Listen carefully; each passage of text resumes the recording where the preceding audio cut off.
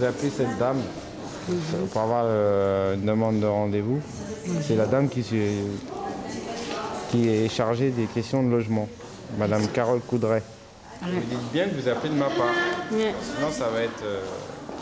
parce que comme elle reçoit beaucoup de coups de téléphone, parfois elle traite les demandes... S'il vous plaît, est-ce que vous ne pouvez pas appeler là-bas pour... Non, mais c'est vous qui connaissez mieux votre cas. Et c'est elle qui va vous donner rendez-vous. Elle ne va pas donner rendez-vous à moi. Bon, ça, donc elle va donner rendez-vous à vous. Mais donc si vous l'appelez, elle va vous recevoir vous. Mais vous pouvez me donner un coup de pouce comme vous. Mais c'est ce que je suis en train de vous donner là. Si je vous donne le numéro, c'est pas pour rien. C'est pas tout le monde qui l'a ce numéro. Non, mais vous appelez, vous dites que vous appelez de ma part, elle va vous prendre tout de suite au téléphone. Et le rendez-vous, elle va vous le donner à vous. Parce que moi, si j'appelle et je lui explique votre situation, elle va me dire, ouais, mais cette personne, il faut que je la reçoive. Et je ne vais pas inventer un rendez-vous pour vous. Bah non, je crois, non? Si, ça c'est vrai. Donc c'est moi l'intéressé. Non, c'est pas ça, c'est surtout pour vous, parce que là, il vous faut quoi? Un rendez-vous. Et comme ça, elle prépare votre dossier. Mais je te dirais aussi de ma part, moi aussi, je te dirais aussi, c'est normal, parce que là, tu m'as aidé. Bon, il faudra que je te dise, ouais, ça se passe comme ça et comme ça. Non, mais bien sûr. Bon, merci Diaby. Okay. Merci, je vous remercie beaucoup. Que le bon Dieu vous laisse dans votre place. Et puis, merci beaucoup. Au revoir.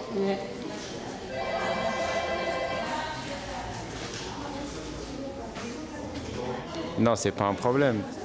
Je pense que des gens comme ça, il y en a plein qui ont des difficultés. Après, moi, je connais pas tous les dossiers sur le bout des doigts. Il n'y a pas de rendez-vous, donc les choses s'improvisent un peu. Donc voilà, tout simplement. Non, mais parce que à la fois, il y a des gens, c'est sur les personnes âgées qui changent. Hein. Le bac à douche, il est changé parce que les personnes âgées, maintenant, elles n'arrivent plus à... Ouais, mais c'est pas systématique, hein, ça dépend des appartements.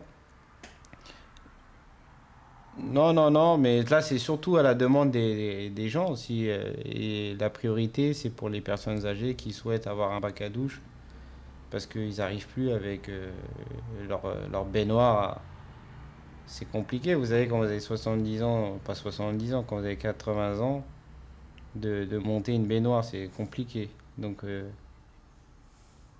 voilà, enjamber, c'est compliqué. Donc je vais vous laisser.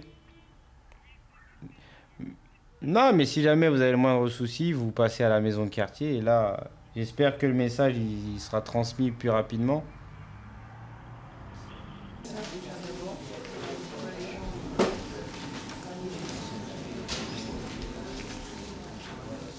C'est ensemble que ce projet doit être discuté. C'est-à-dire que ce n'était pas à l'initiative plus d'un groupe que de l'autre, c'est ensemble que doivent se prendre des décisions de manière collégiale sur l'avenir d'un dispositif, sur est-ce que le projet de régie de quartier est toujours viable. Moi, en tant qu'habitant, franchement, la régie de quartier, elle est très indispensable ici. Et que les habitants, à chaque fois qu'il y a quelque chose, ils appellent la régie de quartier. La régie, elle est là toute prête. Prenons par exemple au niveau des personnes âgées qui n'ont plus... Au niveau par exemple de changer leur baignoire et tout. C'est quelque chose de très positif. Je voudrais dire une chose qui est très importante et qui pourrait éclairer le débat, c'est qu'il reste 2,5 salariés de la régie. On a à peine de quoi les payer d'ici la fin du mois. C'est pour ça qu'on a fait une demande de subvention exceptionnelle pour repartir. On ne peut pas repartir si on n'a pas un minimum. Alors, toutes les promesses du monde, c'est très bien. On a des possibilités de travailler après, mais d'ici là, on aura crevé. Et je dis simplement une chose, c'est que les moyens sont complètement inadaptés à la situation. Il y a besoin, avant lundi, de savoir comment la régie va vivre avant la fin du mois de novembre. Et on dit, on prend contact pour prendre un rendez-vous d'ici quand bientôt. Le problème, c'est que fin novembre, c'est pas une petite décision, c'est pas une ligne budgétaire, c'est le salaire des employés. Et le salaire des employés, ils vont bouffer avec quoi? Si on continue le petit train-train, c'est simple. Alors, qu'est-ce qui va se passer? eh ben, il ne va rien se passer. Et au bout d'un certain moment, ben, les salaires ils vont pas être payés, les gens ne vont pas venir travailler. Et à partir du moment où on commence à être dans l'engrenage, ben, la régie va finir mal. Je crois qu'il y a beaucoup de membres de la régie de quartier ont la mémoire courte. Parce que l'extension, elle avait déjà été demandée au niveau de la ville de Bobigny. Mais comment veux-tu quoi? Oui, mais sauf que il y a eu. Sauf que sur ils n'ont pas Bobigny. fait leur boulot. Qui Bobigny? Bah oui, ils devaient faire une étude, ils l'ont pas fait. L'étude a été faite, elle a été arrêtée, là, il faudrait voir avec le CNR. Pourquoi elle n'a pas été validée? C'est pour ça que je te dis que quand il dit qu'à un moment donné, on ne peut pas se résumer que au quartier et qu'il faut à un moment donné voir l'extension, il le dit parce qu'il sait que même si l'OP a le fait, ça ne va pas forcément résoudre les problèmes de la régie. Mais maintenant, on est vraiment dans la perspective et du projet. Est-ce qu'on en discute et on dit maintenant qu'est-ce qu'on fait? Ou est-ce qu'on est toujours dans une démarche de dire on fait toujours le diagnostic et le constat et on n'avance jamais? Parce que là, les décisions qui ont été prises, c'était quoi? C'est de faire une relance encore sur une demande de subvention? C'est juste ça? Il faut, je pense, du boulot. La demande de subvention, vous savez très bien que c'est utopique. Tu fais une demande de subvention aujourd'hui, tu obtiens les financements que dans 3 mois. C'est clair, concrètement, dans ton portefeuille. C'est bien pour ça qu'on avait fait la demande de subvention. C'était au mois de juin. Oui, mais pourquoi aujourd'hui on en rediscute? Parce qu'il faut la relancer. Et ça va apporter quoi de plus? On verra. Non, moi c'est fini, il n'y a plus d'on verra. Ça c'est fini. Alors demain, vous ne voyez plus au CA de la régie, c'est clair. Ah oui, comme ça, on voit plus une élue, une deuxième, une troisième, les élus se les engagent complètement. Comme ça, c'est fini. Et au moins la volonté de la ville, elle sera peut-être mieux explicitée. Parce que moi, je ne suis pas d'accord avec tout ce qui a été dit. C'est amené comme ça. Prendre des engagements, c'est bien, les tenir, c'est mieux. On peut toujours tourner autour du pot, mais ça ne résoudra pas le problème de la régie. Ah oui, c'est un peu logique.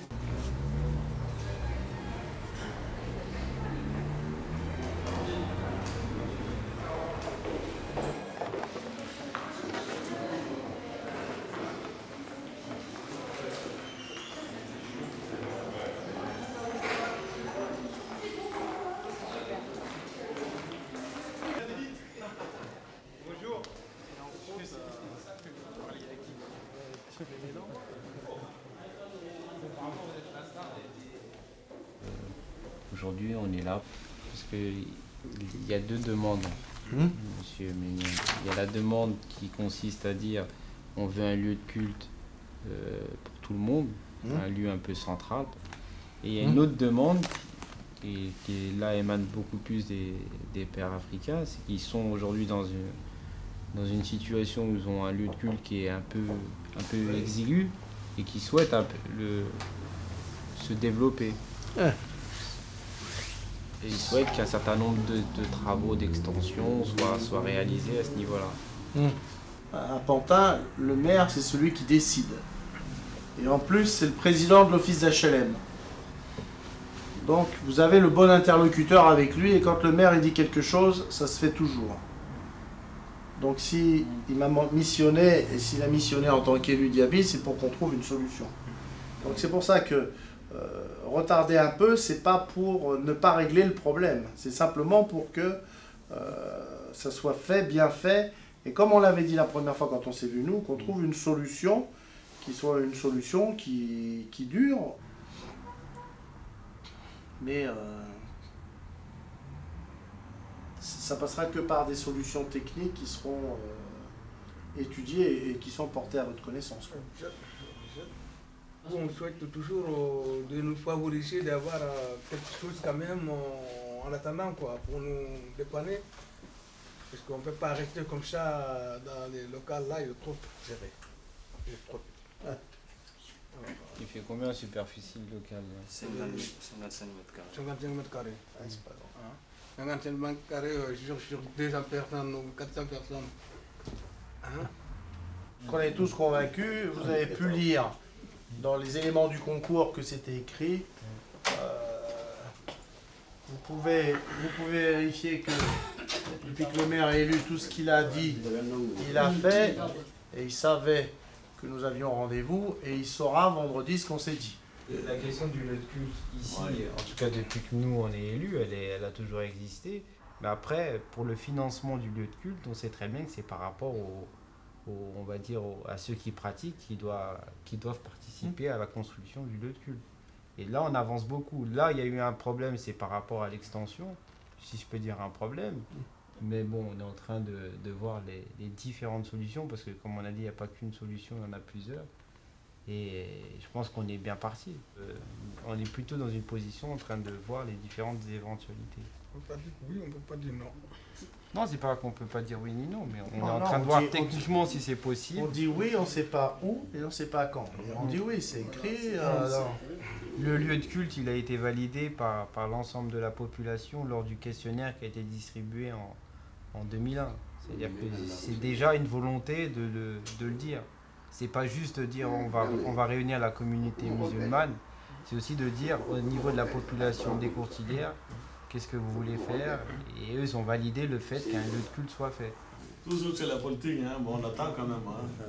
Tu sais, les Serpentins, il y a 600% de logements, et plus jusqu'au 700.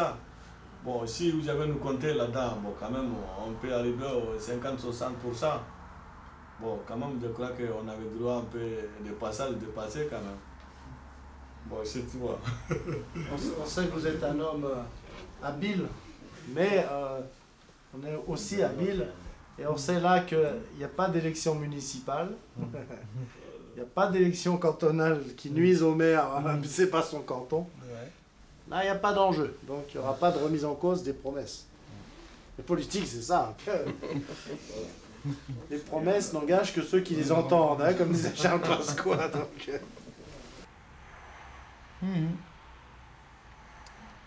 Donc si sa concubine elle n'est pas salariée, donc il faudra juste la sécurité sociale. Donc voilà, il n'y a pas de quoi. Et si jamais vous avez le moins de soucis, vous m'appelez et on verra bien comment régler ce problème. Donc voilà. Ok, merci. Bonne journée. Allez, au revoir. C'est réglé. On y va. Tu penses qu'ils vont avoir leur certificat? Oui, mais maintenant, il n'y a pas de souci. Et pourquoi on leur avait dit non? Parce qu'il fallait creuser un peu plus. Normalement, si jamais on n'est pas... si on n'est pas titulaire d'un bail, c'est compliqué. Et si on n'a pas la même adresse, mais après, il faut fournir un certain nombre de justificatifs. Et là, je pense qu'ils les ont. Là, je vais partir tranquillement. Et voilà. Bon.